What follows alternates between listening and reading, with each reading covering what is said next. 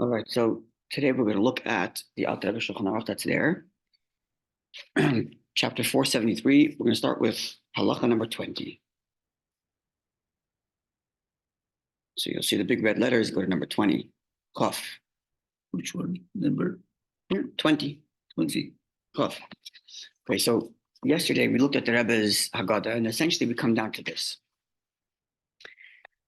We're going to be discussing, well, yesterday we discussed at which point do we set the kaira, when do we set the plate? And we explained that in the times of the Gemara, where they had small little tables in front of them, right? Yeah. They didn't have like we have their dining room table around which we sit, and everybody has a plate. But they had these small little tables that were brought to them.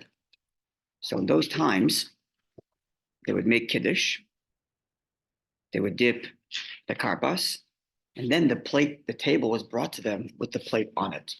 So the kaira that we have with the egg and the this and the that, all that stuff, was only brought to them after they did kiddush and after they dipped. And we learned yesterday that our custom is to do it before.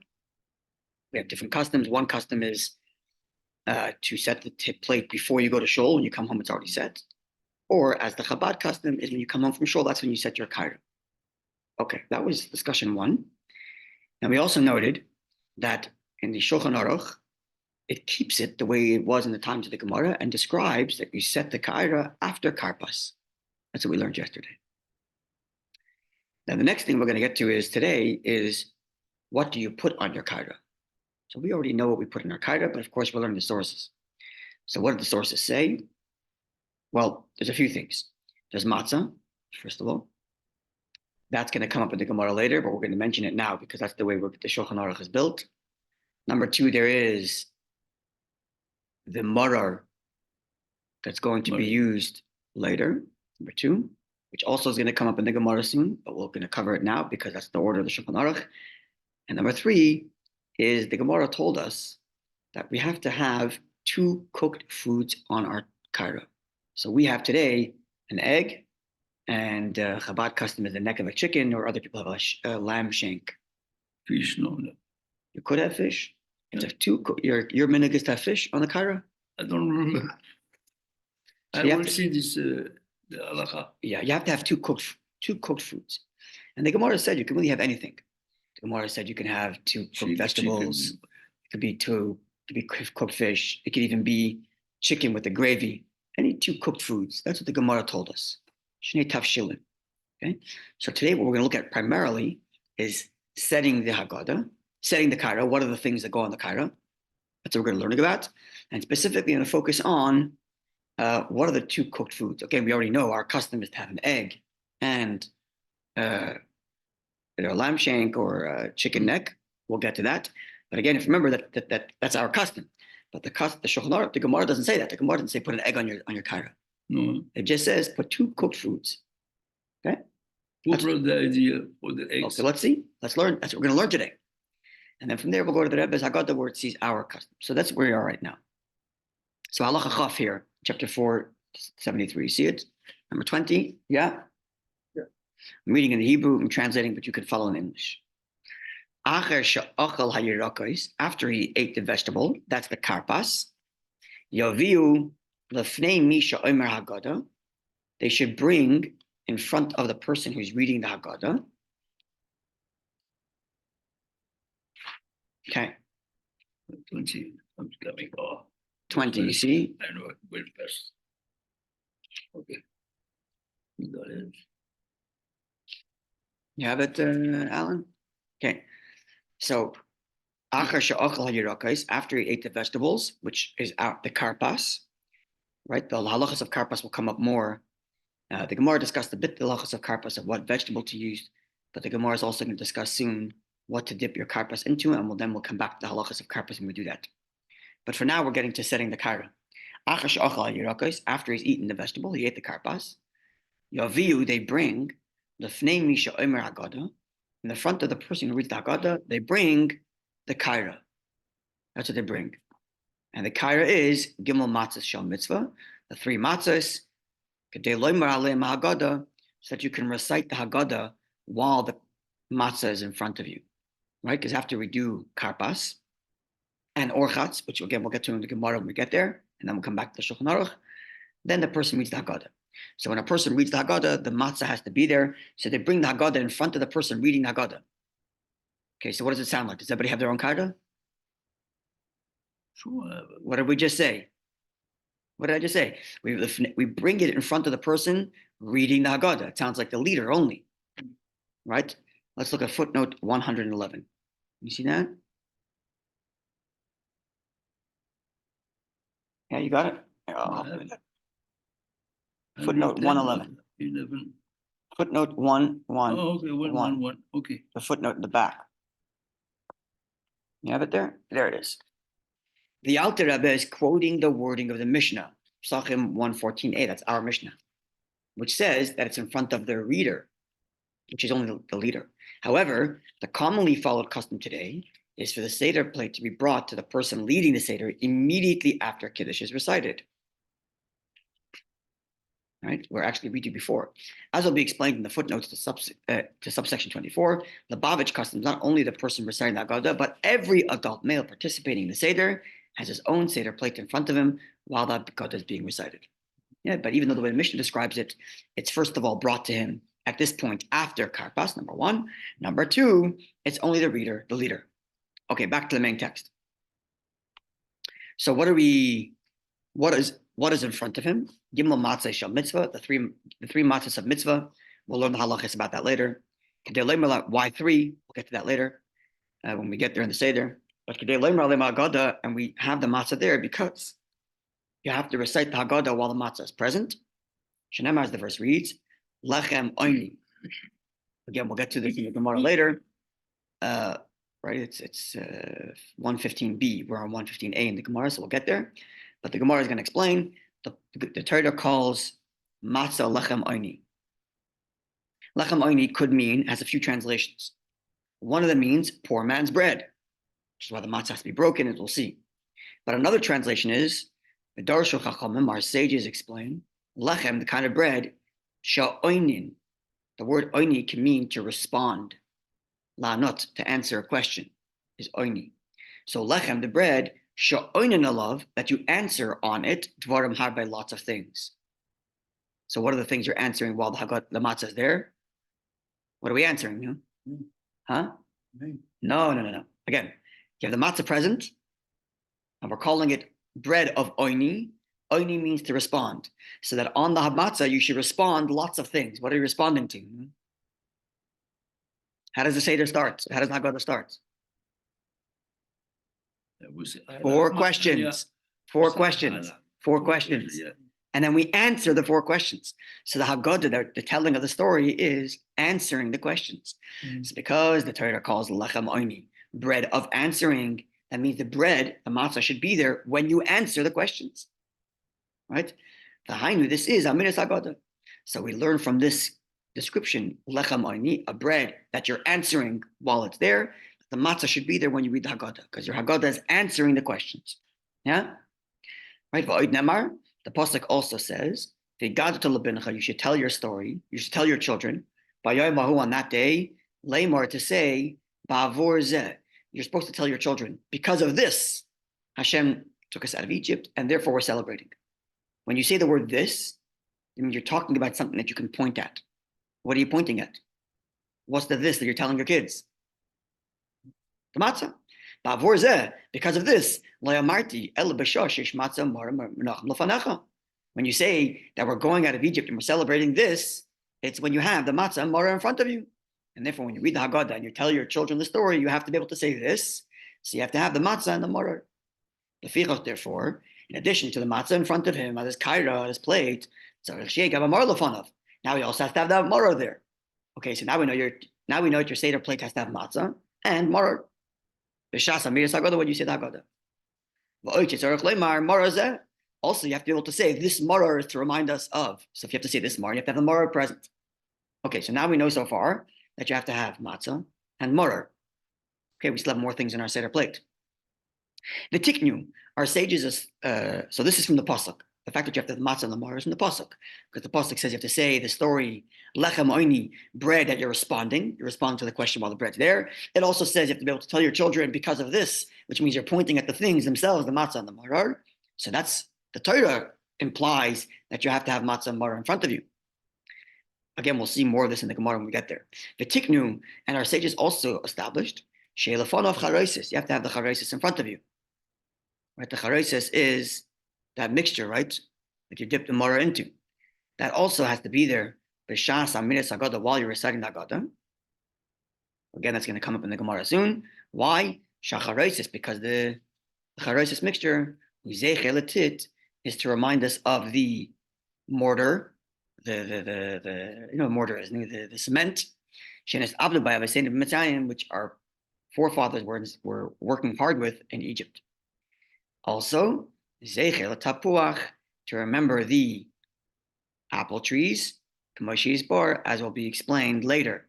Also in the Gemara, it's going to explain it, that you have to have apples at your Seder, and we'll get to that later. And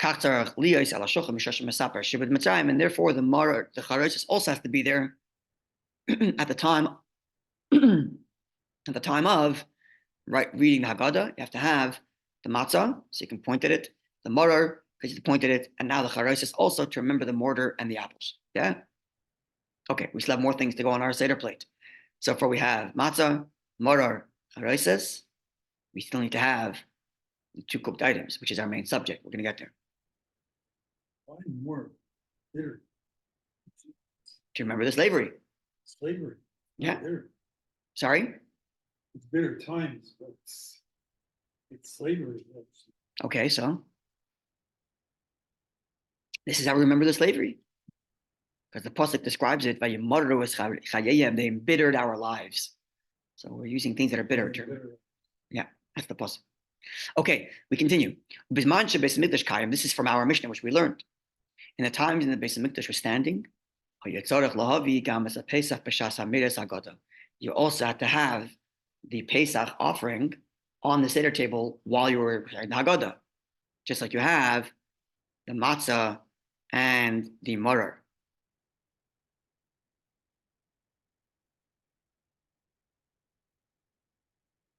Yeah.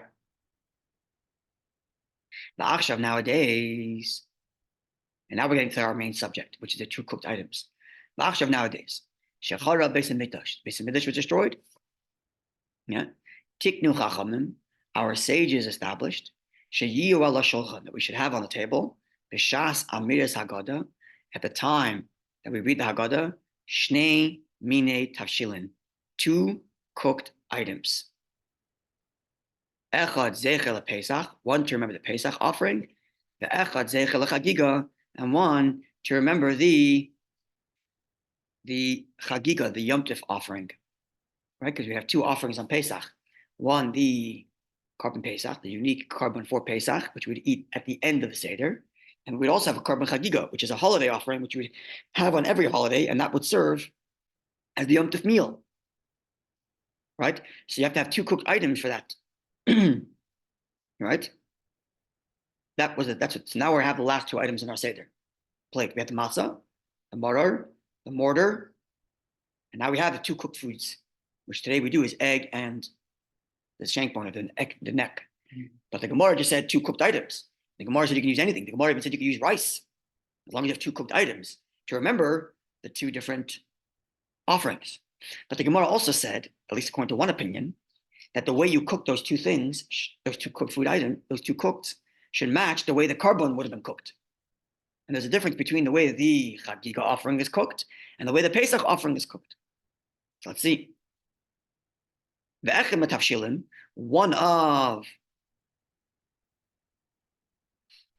before we get to how it's cooked. Echem Matavshilim, one of the cooked items, Nagu, it's our custom, Shehiyah Basar, that it should be a piece of meat. And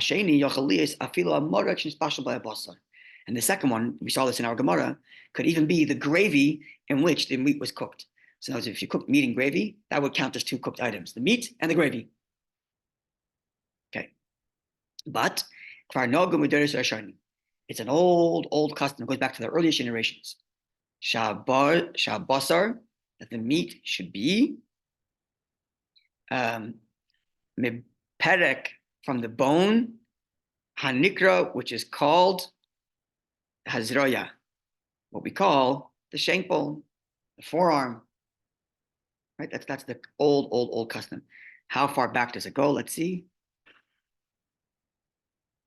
It even goes back to the Jerusalem Talmud. So you're talking about the Talmudic era. It's a long time ago, this custom. So that's your answer. Where did the custom from shank bone come from? Okay.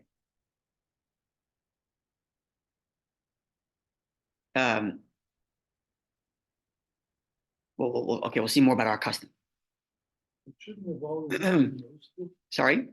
Shouldn't have all the meat been roasted. We'll see. Some is cooked, some is roasted. I thought it had to be only roasted. The Pesach offering had to be roasted, but the Chagiga could have been cooked. But you're right, which is why we do the shank bone roasted, as we'll see. Okay, so what's the reason to have a zroya, to have a shank bone? Liskar shegolam hakadosh baruch hu b'zroya netuya, because the pasuk says that Hashem redeemed us with an outstretched arm. The word for outstretched arm is zroya, which is the same word used to describe the shank, zroya. So we're calling it zroya to remember Hashem's zroya netuya, Hashem's outstretched arm. And the other custom is vasheni, the second cooked food, yeh beitzah, should be a beitzah, also come from the Jerusalem Talmud. Okay, so why beitzah? Why an egg? So we have the zroya, the cooked shank bone, because the word shank, zroya, is the same thing as the word zroya, arm, and the pasuk says Hashem took us out with an outstretched arm. So it reminds us of that. Now, why an egg? The fisha beya, the fisha hu beya berashan arami, because the Aramaic term for egg in Hebrew it's called beitzah, the tzaddik, but in Aramaic it's be'ah, an ayin, be'ah. And what does be'ah come from? The word be'ah in Aramaic can also mean to desire or want. Koloimar, so it's like we're saying, debar achmana lemifrak yasana v'dera'a merama. That the merciful one, Hashem, desired ba'a to redeem us with an outstretched arm. So you have the beitzah and the zroya. Beitzah stands for Hashem wants, the Aramaic word being be'ah, which means to want, and zroya is outstretched arm. So the two, the be'ah and the zroya, are like saying a sentence. Hashem wants to give us an outstretched arm. Be'ah want, zroya the arm. That's why we have the egg and the shank bone. Now you know where the custom comes from and what it means. Okay? The yachal lasaisan. But as far as the law is concerned, as far as the actual halacha goes, getting to your question of how we cook it, as far as the law goes, the halacha, you can cook it or you can roast it, it doesn't matter. So long as two cooked items are there. And our custom is now shank bone and egg, and we discovered why. Because egg means beya, want, zroya means arm, so Hashem wants, take us out with the outstretched arm. How you cook it, as far as the halacha goes, cook it however you want. But, says the halacha chaf aleph, the nagu, our number 21, our custom is shabasar yitzlali al gecholim, that the shank bone, the meat, should be roasted on coals, like you were saying, zeichel Pesach, to remind us of the Pesach offering, shayetzli eish, which was roasted on fire, right? The halacha is that you can't even cook anything. You can't have any liquid on your carbon Pesach, right? In halacha, the difference between cooking and roasting is, cooking means it's being heated by it's cooked by water that gets heated, and roasted means it's cooked by the air that gets heated. Like a barbecue, the heat from the air cooks directly, nothing between the meat and the fire. When you're cooking in a pot, you have water. So the fire cooks up the water and the water cooks up the food. That's the difference between cooking and roasting. So the halacha is when it comes to a carbon Pesach, we're very, very strict that there shouldn't be any liquid there, because otherwise it's not roasted, it's cooked. Right? So therefore the custom has become that you prepare the shank bone, which is to remember the carbon Pesach, also you prepare it the same way the carbon Pesach is prepared, which is to roast it. Like you said, that's our custom.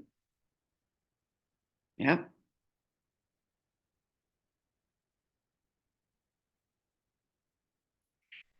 Even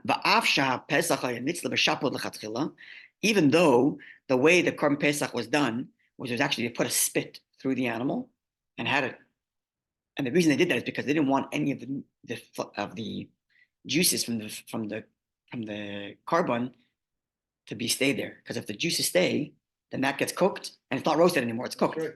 So they would have it upwards. That's right. So they'd have the liquid drip out, right? And therefore that would have been the right way to do the Korban Pesach. But we don't have to go so far as long as we're doing it to remember the roasting.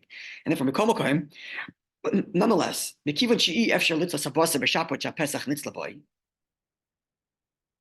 Because nowadays it's impossible for us to roast the Korban Pesach in the exact same way it was done then. Why? They used to use a pomegranate stick for the roasting stick in the Korban Pesach. It would be way too difficult to make everybody to go get pomegranate sticks to roast their gizraya. It would be too much. Therefore, just roast it on coals. Sha'af haPesach shenitzal gabek cholim, because if a person were to roast the Pesach carbon back in the old day on coals, even though it's not the best way to do it, because the best way is to put the pomegranate stick.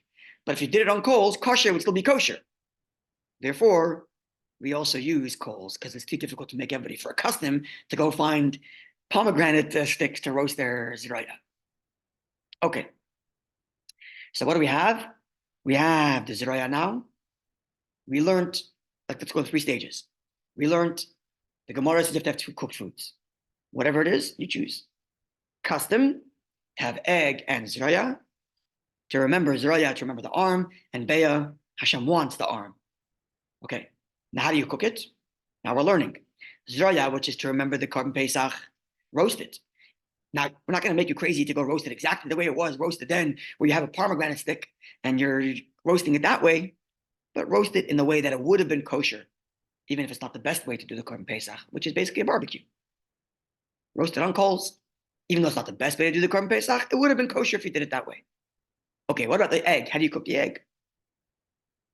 Beitzah, and the beitzah, oisin,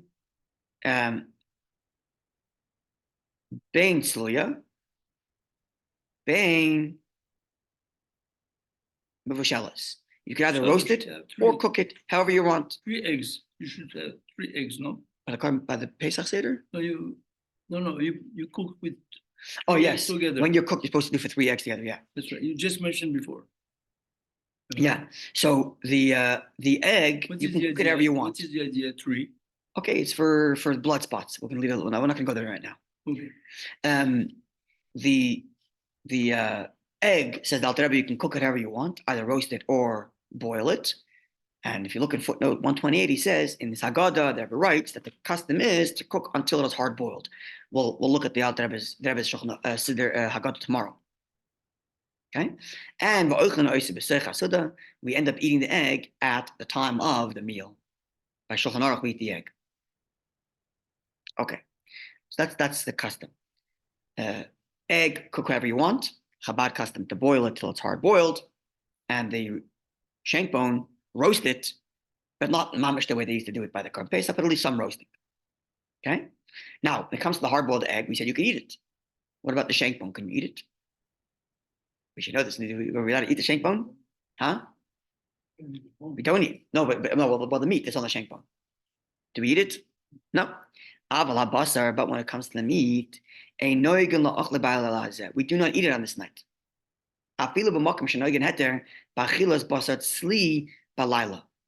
There is 2 customs about whether or not we have any roasted meat or anything roasted at the Seder.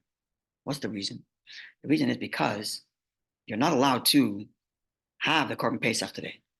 You can't, because you're not allowed to eat a carbon if it's not prepared properly in the Beis Hamikdash, right? So we don't want to do anything that looks like we're eating the Korban Pesach. So therefore, many have the custom not to have any roasted food at this first night of the Seder. Not roasted chicken, not roasted. The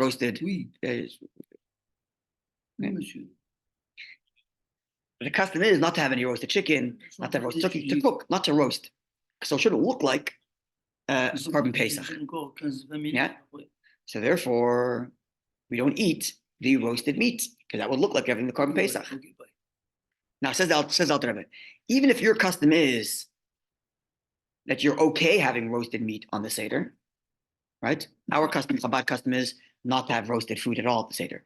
But even if your custom is that you're okay with having roasted food on the Seder, nevertheless, this meat, the shank bone, Pesach, which is actually on the table to remember the carbon Pesach, if you eat that, it will look like you're eating holy food outside of the place of where you're allowed to, which is outside of Yerushalayim. So even if your family custom is that you're okay roasting chicken at the Seder night, still don't eat the ZEROA. Because the ZEROA is there to remember the carbon Pesach. And if you eat it, it's really going to look like you're eating a carbon Pesach. And that's not allowed. Yeah? Therefore, moreover, therefore, if you forgot to roast your ZEROA on Erev Yom Tov, you're allowed to cook on Yom Tov, right? But what kind of food are you allowed to cook on Yom Tov? Any food because you're bored? Can you cook food that you're going to be eating 2 days later? Cook on Yom Tov. On Yom Tov, you're allowed to cook food only that you're going to be eating. Are you eating the ZEROA? Are you eating the ZEROA? No. No. So if you forgot to cook it before Pesach, are you allowed to cook it on Yom Tov? Also not, because you're not going to be eating it. If you forgot to cook the egg before Pesach, you can cook it on Pesach because you're going to be eating it at the Seder. So you come to the Seder night, I forgot my eggs. Okay, boil eggs. You can't turn the flame on, but if the flame's already on, go boil your eggs and you'll have it for the Seder and you'll eat it. No problem. But if you forgot to cook ZEROA and you come to the Seder and say, oh my gosh, I forgot my ZEROA, can I go cook it now? No. No, because you're not eating it. Therefore, let's say some Yom Tov, if you forgot to roast your ZEROA before Yom Tov, you cannot roast it on Yom Tov once it becomes dark. Unless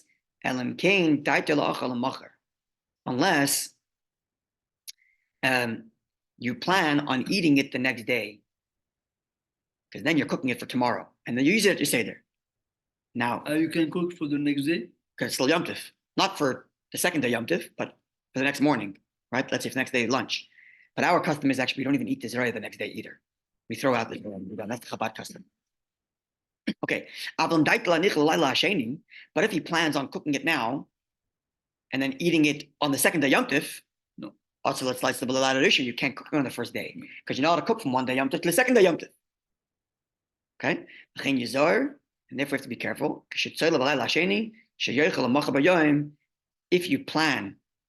If you forgot to cook your ZEROA, okay, so first night Yom Tov, you can't cook it unless you're planning on eating it the next morning. But you can't eat it the Seder, and you can't cook unless you're eating. So you have to plan on eating it the next day. If you now have to cook it for the second day Yom Tov, so you can't cook it on day one to use it for the second night Seder. So second night, before your Seder, you can cook it with the plan on eating it the next day, right? But you can't wait till Saturday, till after Yom Tov is over, that you can't. Okay, one more halacha, 22. We have to be very careful.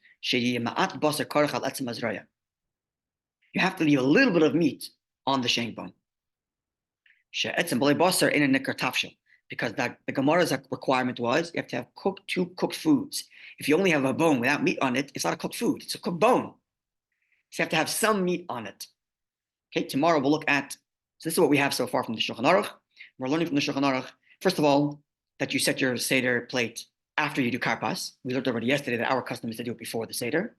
Okay. We learned also you have to have matzah and marar and the mortar. That we'll have more details about that when we get to the Gemara. But as far as our Gemara we learned so far, we learned that the two cooked items that the Mishnah said you have to have, which the Gemara gave a bunch of options. What cooked items you can have? You can have 2 vegetables, you can have meat and gravy, you can have rice. The Gemara gave a whole bunch of options. We're learning now that the custom is based on the Yerushalmi, the Jerusalem Talmud, to have number 1, a shank bone, ZEROA, to remember the arm, and beitzah, to remember Hashem wants the arm. Okay? And we learned also, number 1, when it comes to cooking, the ZEROA should be roasted to remember the carbon Pesach, right? Which means you can't eat it. Because if it's meant to remember the carbon Pesach, you can't eat it because that will look like you're actually eating a carbon Pesach. That's not allowed. Right? The beitzah, go ahead, eat it. And you can cook it however you want. Roasted, boiled. Our custom is boil. And what else did we learn? We learned that because you're not eating the ZEROA, if Yom Tov already started, you're only allowed to cook it if you plan on eating it the next morning. because you're not allowed to eat it. And finally, we learned that you have to have some meat on the zeroya. Otherwise, it's not considered a cooked food. It's just a cooked bone. Tomorrow, we're going to look at the Rebbe's Haggadah and see more Chabad customs about these specific items. And then we'll go back to the Gemara. And the Gemara is going to teach us about koirach, the sandwich. Once we do the Gemara on sandwich, we'll do the Shulchan Aruch and the Rebbe's Haggadah on sandwich. And then once the Gemara is done telling us about the sandwich, the Gemara is going to get back to karpas, the dipping of the karpas, what it's all about. And then the Gemara is going to get to the charoises, what that's all about, what are the ingredients for the charoises.